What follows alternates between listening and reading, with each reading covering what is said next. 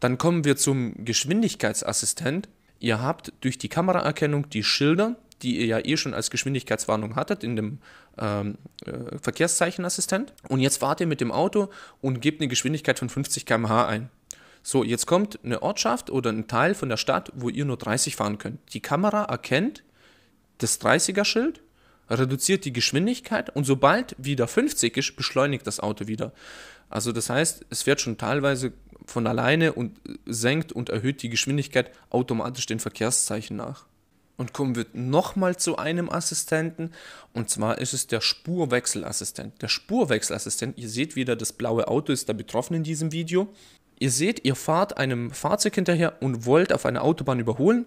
Ihr blinkt links, wollt ausscheren und der Assistent zeigt euch oder warnt euch akustisch, hey, pass auf, da ist jemand, und das merkt er über die Radarsysteme. Radar und sogar vielleicht die PDC-Einheit. Also es ist immer ziemlich schwierig. PDC heißt Park Distance Control, das sind diese mit Ultraschall, diese kleinen Sensoren zum Einparken. Aber eigentlich eher Radar. Radar, warum? Weil das Radar schon eine größere Reichweite hat, aber es ist so, man kann nie sagen, das funktioniert nur mit dem System. Manche werden auch kombiniert und von dem her ist es relativ schwierig, weil jeder Hersteller macht das schon ein bisschen individuell. So, Fakt ist der, wie zeigt er euch das Ganze? An dem Innenspiegel irgendwelche Lampen aufleuchten oder im Spiegel selber dann eine Warnung angezeigt wird, dass jemand gerade überholt. Und es gibt dann auch dieses Gegenlenken als nächste Aktion, weil das Fahrzeug eben erkennt, dass irgendjemand sich seitlich neben dir befindet und lässt dich nicht überholen, indem es quasi eine kurze Gegenlenkung gibt.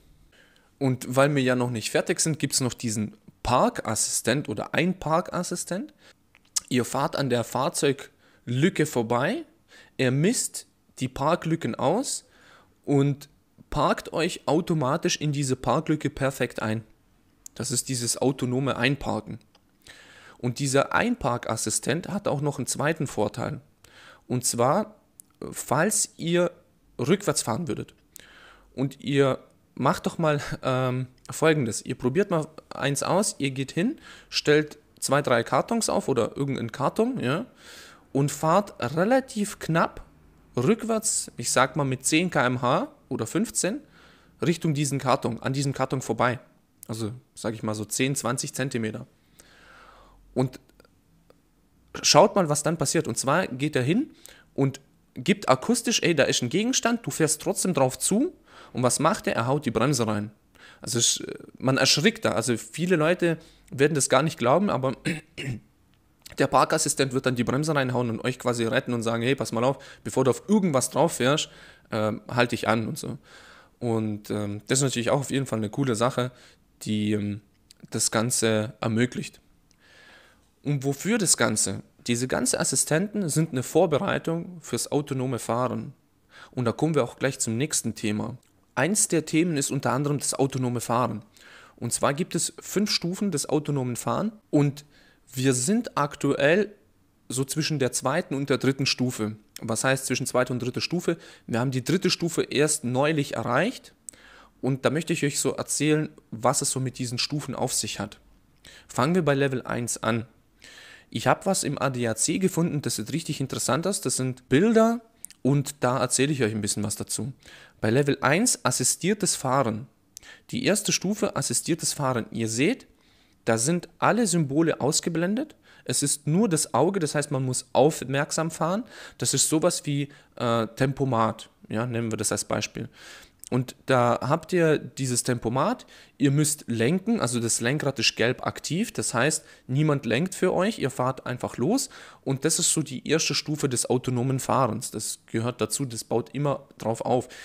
Ich kann euch ein Beispiel nennen, das ABS. Auf das ABS baut ESP auf, also elektronisches Stabilisationsprogramm, dann das ASR, Antriebsschlupfregelung und nicht Anti-Schlupfregelung. Anti-Schlupfregelung wäre der falsche Begriff. Es heißt Antriebsschlupfregelung, weil er den Schlupf des Antriebs verhindert. Und so weiter und so fort. Da gibt es noch das LDKS und so. Und das sind alles so Stufen, die immer weiter aufbauen auf das Ganze. So, da gehört das Tempomat und die Abstandsregelung mit dazu. In der 2. Stufe kommen eigentlich alle, die ich euch vorher gezeigt habe, mit dazu. Das heißt, der Fahrer schaut, er muss zwar auch aufmerksam sein, er muss den Verkehr beobachten, er kann sich mal kurz ablenken und das Lenkrad kurzzeitig loslassen. Also man sagt ein paar Sekunden und das Fahrzeug würde quasi da auch korrigieren. Kommen wir dann zu der dritten Stufe, das ist dann schon fast High-End, und zwar das hochautomatisierte Fahren. Die dritte Stufe hochautomatisiertes Fahren bedeutet, man muss trotzdem noch aufmerksam sein, man muss den Verkehr beobachten und in einer Notsituation immer eingreifen können. So, dort ist es so, man kann das Lenkrad loslassen und das Fahrzeug fährt eine bestimmte Strecke autonom. Und das ist auch das, was bei Tesla des Öfteren passiert ist. Man denkt, man fährt komplett autonom, aber das geht eben nicht, weil es gibt Situationen, die das System entweder nicht berechnen kann oder einfach falsch sind fürs System und dann gibt es eine akustische Meldung und dann muss der Fahrer eingreifen. Und das ist immer wichtig, man ist drin, das Fahrzeug fährt von alleine, aber falls es Probleme gibt oder irgendwelche Missverständnisse, muss der Fahrer eingreifen können.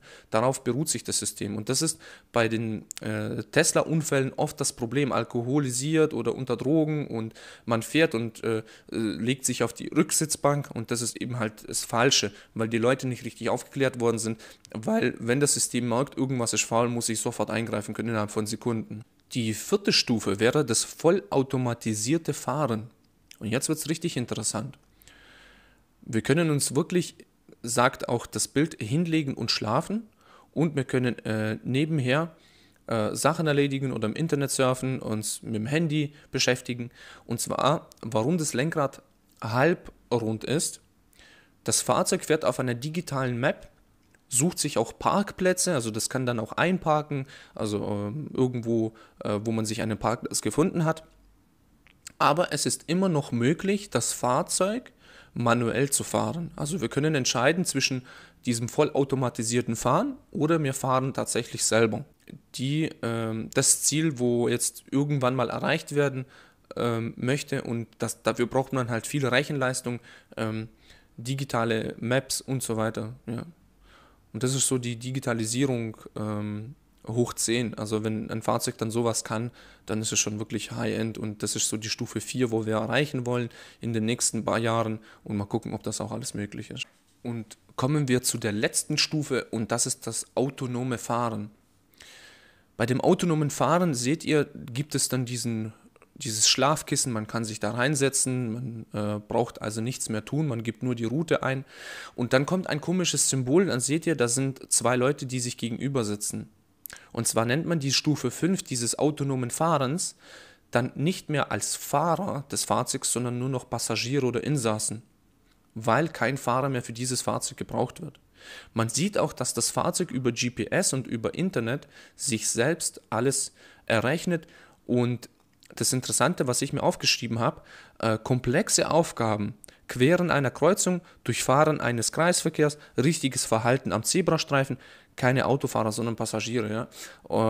Ja, das Fahrzeug fährt quasi vollkommen autonom und das heißt nur noch einsteigen und fertig. Ob man diese Autos dann wirklich tatsächlich überhaupt dann noch selber fahren darf oder kann ich nicht sagen, aber gedacht ist es mal nicht dafür, weil das Lenkrad eben nicht lenkbar ist, das heißt, das Auto fährt von selbst.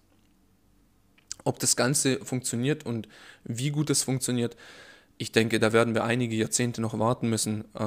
Die Tests gibt es schon dazu, aber es gibt immer wieder Probleme und ist nicht umsonst so, dass das nur auf bestimmten programmierten Strecken gibt oder bis zu einer bestimmten Geschwindigkeit. Also da gibt es Begrenzungen bis 60 km/h.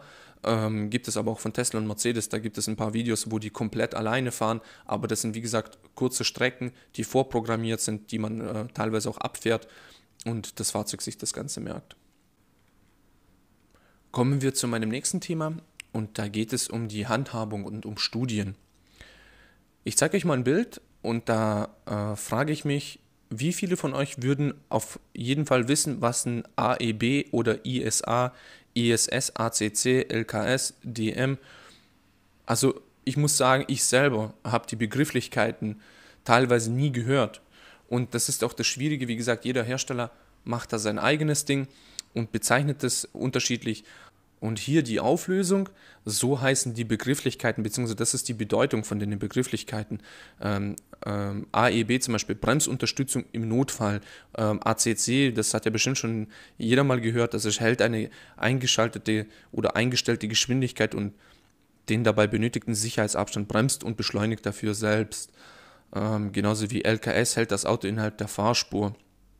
Ja, das sind so die ganzen Bezeichnungen. Und in dem nächsten Bild von Heise-Autos seht ihr mal so eine grobe Abbildung, wie das Ganze abläuft, mit den ganzen Systemen, wo da eingebaut sind und was da alles so für Rechenleistung, was da alles berücksichtigt wird, was da für verschiedene Systeme, Sensoren, Aktoren überwacht werden und was für Rechenmodelle da erstellt werden.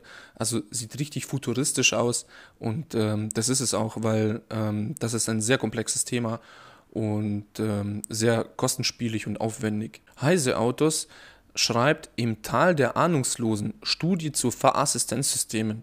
Eine Studie des Automobilverbandes FIA warnt vor diversen Fehlerquellen in den ab 2022 vorgeschriebenen Assistenzsystemen, inklusive ahnungslosen Fahrern. Und das behandeln wir jetzt mal ein bisschen genauer und da werde ich euch noch meine Erfahrung mitteilen. Und warum der ganze Beschluss für die Europäische Union so wichtig war, sagt die Studie Wirkung wie die Einführung des Sicherheitsgurtes. Die Hoffnung in die neue Technik sind groß, so gab Elisabeth Biskowska, EU-Kommissarin für Industrie der Personen der Pressesendungen bekannt, mit den erweiterten Sicherheitsmerkmalen werden wir eine ähnlich große Wirkung erzielen wie seinerzeit mit der Einführung des ersten Sicherheitsgurtes. Viele der neuen Funktionen gibt es schon heute, vor allem aber Fahrzeuge der Luxusklasse. Jetzt erhöhen wir das Sicherheitsniveau generell für alle Kraftfahrzeuge. Und zwar ist der Hintergrund, der Gedanke folgender: Die Logik hinter den neuen Vorschriften ist, dass 90% aller Unfälle auf menschliches Versagen zurückzuführen sind. Entsprechend soll der menschliche Faktor im Alltagsverkehr minimiert und kritische Entscheidungen an den Computer übergeben werden. Durch solche Zeiten haben sie sich geändert. Assistenzsysteme sind unendlich viel komplexer als Sicherheitsgurte und brauchen einen entsprechenden gesetzlichen Rahmen. Genau das ist es. Die EU beschließt Maßnahmen und Dinge, die aber noch nicht ausgereift sind und führt quasi zu verpflichtenden Maßnahmen Sachen ein und quasi irgendwelche Regelungen, die noch nicht ganz ausgereift sind. Und da werde ich euch nachher noch ein paar Beispiele nennen. Klar gibt es diese positiven Faktoren, wo die Assistenzsysteme das Fahrzeug steuern oder überwachen, eingreifen, aber es gibt auch viele negative Seiten. Unter anderem negative Faktoren wären, Gegenlicht erhöhen die Fehlerquote.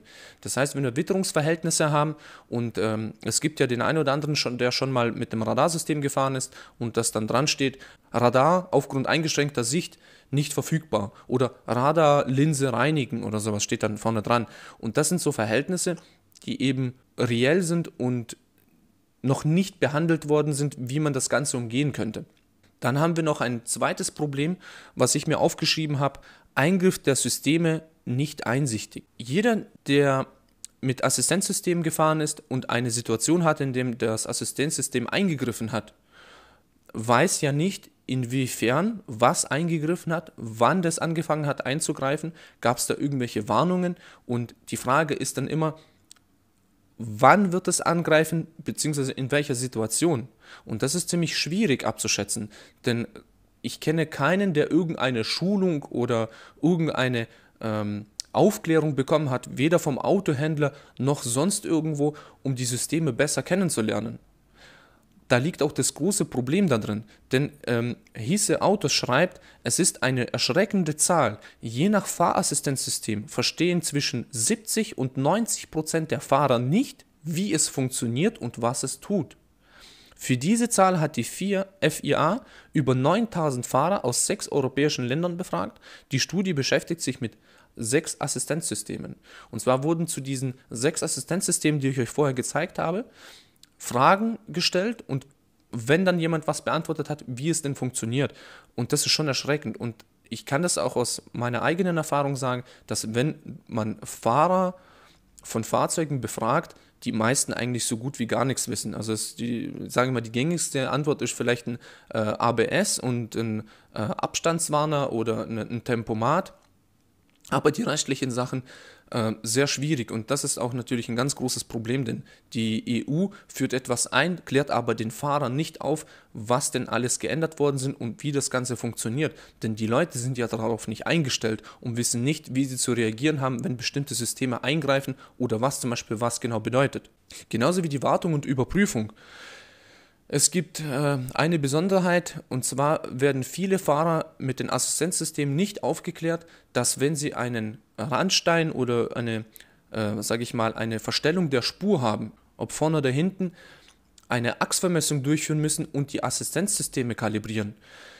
Es ist so, das Assistenzsystem richtet sich nach der Hinterachse und schaut nach vorne.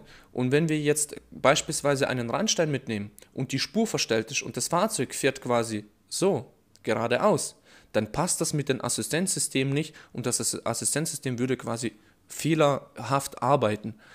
Das ist natürlich nicht bewusst. Genauso wie eine Stoßstange zu demontieren. Falls in der Stoßstange dieser Radarsensor, also dieser drin sitzt, oder zum Beispiel vielleicht auch der, wobei der eigentlich eher am Rahmen befestigt ist, der hier, der Kollege, dann ist es natürlich auch so, dass wenn der demontiert worden ist oder frisch montiert ist oder irgendwas an der Stoßstange gemacht worden ist, irgendwas entfernt worden ist, muss das System wieder eingestellt werden. Und das ist nämlich auch nicht so ganz einfach. Jetzt müsst ihr euch mal vorstellen, ihr habt eine Achsvermessung gemacht, ihr seid ein bisschen gegen den Randstein gefahren, so, dann müsst ihr das System nochmal neu kalibrieren. Da zeige ich euch mal so eine Tafel, wie das Ganze aussieht. Das ist so ein Beispiel für das Radarsystem, wo dann das Radar eingestellt wird. Und genauso das gleiche mit der Stoßstange. Dann habt ihr wieder einen Aufwand von teilweise einer Stunde oder 1,5 Stunden, wo dann auch noch Rüstzeit, ihr müsst das Ganze ja aufbauen, da wird ja noch mit dem Tester das Ganze eingestellt, da müssen bestimmte Bedingungen erfüllt sein und das sind einfach Kosten, die entstehen, die viele Autofahrer halt eben nicht wissen. Da gibt es ein Beispiel, natürlich gibt es derartige Mengen an Daten, die moderne Autos sammeln. Auch die Frage nach Transparenz. Da ist der Allgemeine Deutsche Automobilclub ADAC in einer qualitativen und repräsentativen Studie nachgegangen. Für den ADAC haben Experten im Dezember 2020 die Datenerhebung zweier Modelle verglichen. Eine Mercedes B-Klasse W246, Baujahr 2011 bis 18 und eine Renault Zoe, erste Modellreihe Test. Dabei kam Erstaunliches heraus. So übermittelte Mercedes unter anderem alle 2 Minuten die Position des Fahrzeugs an Daimler, speicherte Fehlermeldungen gemeinsam mit Informationen zur Drehzahl und unterscheidet bei den gefahrenen Kilometern zwischen Stadt, Autobahn und Landstraße. Auch der Renault Zoe übermittelt regelmäßig die Position und dabei gleich ein ganzes Datenpaket gibt der ADAC weiter an. Unter anderem ist es Renault erlaubt, Ladevorgänge für das Elektroauto über den Mobilfunkanbieter jederzeit abzubrechen, sollte eine Leasingrate nicht bezahlt worden sein. Und da fängt es schon an, weil die Assistenzsysteme so vernetzt sind und mit quasi Internet und den ganzen Computern so viele Möglichkeiten hast, ein Fahrzeug ganz schnell stillzulegen oder außer Gefecht zu setzen. Und deswegen habe ich diese rechtliche Grauzone natürlich auch mit reingeschrieben, was als negativer Aspekt ist. Und mehr Erwartungen und mehr Fehlhaltungen. Ihr werdet wie schon vorher gesagt, merken, dass wenn ihr denkt, ein Spurhalteassistent hält die Spur und fahrt mit 100 in eine Kurve, wo ihr normalerweise mit 50 fahren würdet und würdet sagen, naja, ich habe doch einen Spurhalteassistent, dann ist es schon mal die falsche Entscheidung, denn ein Spurhalteassistent würde das nicht korrigieren, sondern ihr würdet einfach geradeaus fahren und eine Vollbremsung hinlegen und irgendwo reinfahren. 70% überschätzen die Technik. Das ist nämlich auch so ein Ding, wo einfach insgesamt die Technik, man kann das ja schlecht ausprobieren. Es gibt ja bestimmte Manöver in einer Notsituation erübt werden können oder überhaupt Leute reagieren. Also sollte am besten für Menschen eine Aufklärung geben über Assistenzsysteme, sowas wie beim ADAC, wo man bestimmte Notsituationen prüft und seinen Assistenten da quasi auskostet und sagt, okay, ich möchte wissen, wie weit kann ich gehen, wie regelt er und so weiter. 99% werden in die Systeme nicht eingewiesen. Und das ist so, das habe ich auch vorher schon erwähnt. Die meisten lernen über das Handbuch, über die Trial-Error-Methode. Genauso wie Kunden kennen die technischen Grenzen nicht über Vertrauen im System. Und das sind so die Eindrücke, die ich in, sage ich mal, der ganzen Studie jetzt auch noch gelesen habe, und da kann man sich seinen Teil dazu denken. Und der letzte Teil wäre meine Erfahrungen, die ich mit euch teile. Ich habe ja schon erwähnt, dass das relativ teuer ist und viele da sich nicht bewusst sind, was auf einen zukommt, wenn man das Lenkrad schief steht. Genauso habe ich in der Praxis ein paar Sachen wie Kommunikationsprobleme oder irgendwelche Unfälle, wo man nachher irgendwas einstellt, was ärgerlich ist. Zum Beispiel, wenn jetzt so ein Radarsensor in so einem Halter verbogen ist oder irgendwas ausgebrochen ist und man versucht, das in eine Einstellung zu bringen, wo man vor der Tafel steht. Also das heißt dann, man steht vor der Tafel, man stellt die Tafel in bestimmte Positionen und dann heißt es Radar außer Bereich. So, und dann musst du über bestimmte Winkel, wo du dann und mit einem Messschieber musst du dann nachmessen, korrigieren, ob du dann in diesem Winkel liegst, und dann weißt du immer noch nicht, ob das Ding verbogen ist.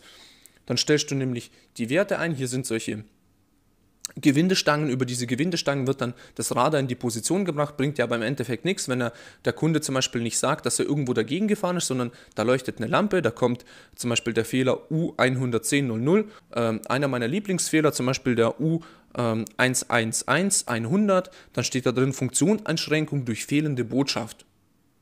So, und jetzt, was machst du jetzt?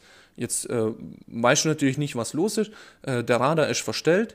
Du versuchst die Grundeinstellung durchzuführen und im Endeffekt stellst du fest, dass dieser Halter, ihr seht, wenn ich den jetzt so geradeaus halten würde, so in die Kamera, dass der eigentlich so sein müsste und nicht so. Das heißt, der ist irgendwo dagegen gefahren, den Radar hat es verbogen nach hinten und ich konnte das Radar nicht einstellen. Und genauso wie mit diesem Bauteil, und zwar wird das eingeklipst in die Stoßstange, und wenn dann die Stoßstange eben oder der Halter irgendwie nicht hundertprozentig ist, dann befinden wir uns in einem Bereich, wo wir eben nicht wissen, wo das Ganze eingestellt wird. Zu dem Preis von dem Ganzen, so ein Radarsensor, da blende ich euch mal den Preis ein, was das Ganze kostet, wenn mal einer kaputt gehen sollte. Die Preisfrage, was so ein Sensor kostet, 2055 €. Und das ist nämlich ein stolzer Preis. Jetzt habt ihr 2 von den Sensoren, jetzt habt ihr irgendwie einen Unfall mit einer Stoßstange und ihr habt irgendwie eine Beschädigung an diesen Sensoren, dann seid ihr schon mal mindestens für die Teile 4.000 € los. So, und dann habt ihr aber noch die Einstellung und den Einbau noch nicht mit einberechnet und die Achsvermessung natürlich auch noch nicht. Und deswegen sind auch die Versicherungsbeiträge so gestiegen. Und was auch noch dazu kommt, was viele vergessen, die modernen Fahrzeuge haben überall diesen blöden Komponentenschutz drin. Und zwar heißt der Fehler beispielsweise U1100 Komponentenschutz. So, jetzt hast du dein Steuergerät eingebaut, das wird als Steuergerät gewertet. Da sind Kennfelder drauf und die kommunizieren über Datenbus miteinander. So, jetzt baut ihr so einen Sensor ein und jetzt habt ihr das Problem, steht Komponentenschutz, du kannst nichts machen. Jetzt musst du über das Originalprogramm oder bei VW quasi berechtigt werden, dass du dieses Steuergerät eingebaut hast und dass du das in Betrieb nehmen kannst. Und was auch noch so ein Ding ist, jeder, der dazu berechtigt ist oder quasi so eine Einstellung vornimmt am Fahrzeug, muss quasi dafür unterschreiben, dass er alles richtig gemacht hat. Denn man muss nach der Einstellung, und das sagt auch jeder in der Schulung, dass falls du diesen Ausdruck nicht gemacht hast, dass du alles korrekt nach Programm eingestellt hast und der Kunde fährt weg und irgendwas passiert die nächste Zeit, er fährt zum Beispiel irgendjemanden drauf oder es passiert ein Unfall und man stellt fest, dass einer dieser Sensoren oder irgendwas im Programm falsch eingestellt worden ist, dann kommen sie zu dir und sagen, hey, was hast denn du da eigentlich eingestellt, was hast du da gemacht? Und dann steckst du natürlich mit einem Fuß im Knast. Zu der Erfahrung mit den ganzen Funktionseinschränkungen durch fehlende Botschaften, also diese ganzen U1011-200, U1011-300, das ist sehr interessant, denn diese Fehler können entstehen, obwohl diese Sensoren alle richtig gut funktionieren. Jetzt ein Beispiel, wir haben ein Problem mit dem optischen Datenkabel von der Kamera. Also oben in der Scheibe sitzt die Kamera und von der Kamera läuft jetzt runterwärts, läuft in das optische Steuergerät ein optisches Datenkabel und dieses Kabel wird durch irgendeinen Grund verletzt. So, dann funktionieren ganz viele Assistenzsysteme nicht, die fallen alle aus und es steht immer Funktionseinschränkung durch empfangene Fehlwerte. Das heißt, dieser Fehlercode sagt nur, dass irgendwas nicht stimmt, aber was nicht stimmt, das kann man gar nicht so sagen. Das heißt, man muss über Erfahrung und man muss über bestimmte Vorgehensweisen, über schwere Diagnose, ich sage immer, es gibt leichte und schwere Diagnose heißt, es ist sehr aufwendig mit viel Messen, mit wirklich Erfahrungswerten, wo man selber sammeln muss, herausfinden, was tatsächlich das Problem ist. Und klar, dass das Ganze teuer ist. Und als allerletztes Beispiel möchte ich euch einen Fall bringen. Da habe ich selber sehr lange gebraucht, um das Ganze zu finden. Das ist aber wirklich Wochen gegangen. Das Komische war, der Kunde kam und der hatte das Problem, dass einfach so während der Fahrt sporadisch der Kofferraumdeckel aufgegangen ist, die Warnblinkanlage ist angegangen, dann hat angefangen, die Fenster sind runtergegangen, also wie so eine Notbremsung oder wie so eine Art Crash wurde simuliert, ja, in dem Fahrzeug. So hat sich das angefühlt. Und dann haben wir halt den Fehlerspeicher ausgelesen, da stand dann dran, Radarsensor vorne rechts, Information fehlerhaft oder Information durch eingeschränkte Sicht. Okay, Fehlerspeicher gelöscht, dann ist man eine Runde gefahren, hat versucht, das Ganze zu rekonstruieren und das kommt mal. Irgendwann mal taucht es auf. Bei uns ist es nicht aufgetaucht, man hat auch einige Kilometer hingelegt und irgendwann mal war das Interessante, hat er das gemacht und das war wirklich so, dass einfach niemand auf der Straße war. Es war durch irgendeine Reflexion oder weiß Gott was, auf einmal sind die ganzen Sachen losgegangen. Und da war der Verdacht als erstes, dass vielleicht in diese Steuergeräte, das gibt es nämlich das war nämlich eine E-Klasse, eine 212er E-Klasse, glaube ich, war es. Und da war das so, dass es bekannt war, dass in diese Steuergeräte, in die Stecker, Wasser reinläuft und die dann halt Fehlfunktionen haben und manchmal aus unerklärlichen Gründen, weil vielleicht Wasser vor diese Sensoren läuft, komische Werte anzeigen. Gut, dann bin ich hingegangen, habe die Stoßstange zerlegt, habe dann die Stoßstange runtergebaut, habe dann das Ganze zerlegt, habe dann die Sensoren rausgemacht und habe dann angefangen zu suchen, habe dann hinten geschaut, vielleicht hat es da irgendwelche Probleme gegeben, die Sensoren nochmal frisch eingestellt, war nichts, also Stoßstange nochmal zerlegt und nochmal geguckt, vielleicht habe ich irgendwas übersehen und am Ende ist mir eine Sache aufgefallen, beim Zusammenbauen habe ich in die Stoßstange reingeschaut und habe gesehen, dass da irgendwas nachlackiert worden ist. Also da war auf jeden Fall so ein bisschen Spachtelmasse noch übrig und so ein leichter Nebel. Und da habe ich gedacht, okay, gut, guckst du das Ganze mal an. Habe dann gesehen, okay, ja, wurde lackiert, alles gut, nicht so wild oder vielleicht schlimm. Und da habe ich mir gedacht, vielleicht liegt es an dem. Und tatsächlich, ich blende euch mal was ein. Es ist so, dass bei den neuen Fahrzeugen, die solche Radarsysteme haben, muss man verdammt aufpassen.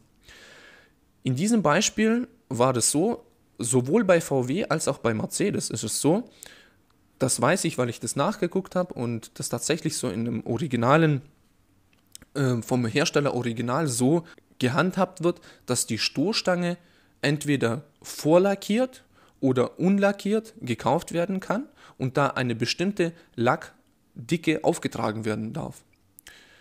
In diesem Fall mit der Mercedes war das so, dass dort gespachtelt worden ist und derjenige, der gespachtelt hat, nicht gewusst hat, dass da ein Radar dahinter ist. Und durch diese zu dicke Schicht gab es dann Verfälschungen von den Radarwellen und der hat dann gemeint, es wäre ein Unfall durch irgendwelche, sage ich mal, Gegebenheiten, die nicht da waren. Also das heißt, falls ihr mal einen Unfall habt oder irgendeine beschädigte Stoßstange habt und ihr müsst irgendwas lackieren, dann könnt ihr die Stoßstange nicht zweimal überlackieren. Das funktioniert nicht mehr, weil dann die Sensorik spinnt. Und da muss man auch erstmal draufkommen und muss man vielleicht mal Leute aufklären und sagen, hey, passt mal auf, wenn ihr irgendwelche Sensoren in den Fahrzeugen habt vorne, dann dürft ihr die Stoßstangen nicht mehr lackieren. Aber da gibt es noch einige Sachen, die noch viel interessanter sind. Da könnte ich jetzt aber wirklich sehr viel davon erzählen. Aber das waren so die zwei interessantesten Fälle, die ich euch mitteilen wollte. Und ich hoffe, ihr habt ein bisschen was über die Radar, LiDAR und die Kameras kennengelernt heute. Und wie man da besser die Leute vorbereiten könnte, wäre zum Beispiel mit Videos, die einen aufklären, vielleicht als grobe Schulung als erstes, zum Beispiel sowas wie das hier. Und als zweites mal in die Fahrpraxis gehen. Und mir tun wirklich, also von Herzen, die alten Menschen leid, die von dieser modernen, neuen Technik, also die meisten, sage ich mal, gar keine Ahnung haben, ihnen Autos verkauft werden, die überhaupt nicht aufgeklärt werden und quasi ins kalte Wasser geworfen werden und dann irgendwelche Sachen passieren oder die Leute teilweise erschrecken und komisch handeln, weil sie einfach sowas noch nie gehört haben oder sonst irgendwas. Aber ja, deswegen machen wir hier auch Schluss. Ich starte dann jetzt ins Wochenende, wünsche euch einen schönen Tag, schaltet wieder ein und bis zum nächsten Mal.